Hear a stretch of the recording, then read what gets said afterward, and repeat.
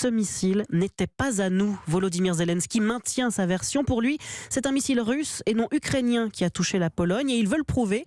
Le président ukrainien demande à ce que ses experts aient accès à toutes les données des Occidentaux ainsi qu'au site de l'explosion pour mener leur propre enquête.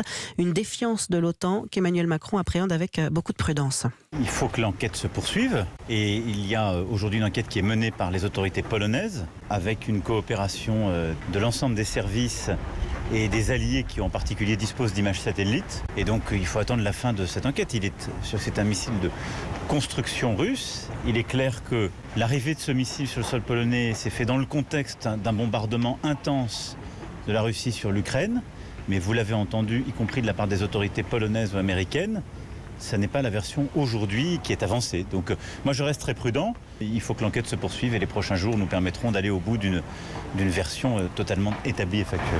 Emmanuel Macron au micro européen de Jacques Serret depuis Bangkok où il participe en ce moment au sommet Asie-Pacifique. Alors vous l'avez entendu, la piste privilégiée par Emmanuel Macron et avec lui l'OTAN, c'est celle d'un missile de défense ukrainien qui aurait accidentellement touché la Pologne. Oui, un projectile qui aurait été tiré pour contrer les frappes russes qui s'abattent sur l'Ukraine. C'est ce qu'on appelle un système antimissile.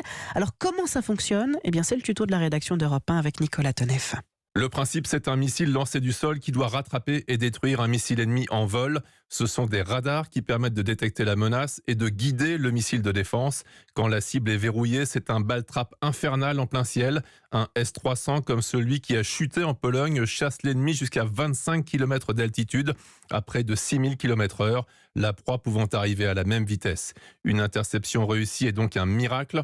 Il est impossible d'arrêter toutes les attaques. Israël dispose d'un des systèmes les plus efficaces au monde avec le dôme de fer.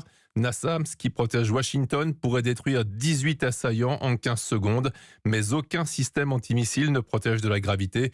Tout ce qui est envoyé en l'air retombe au sol et crée du danger avec ses propres débris et ceux de l'engin détruit. Nicolas Teneff.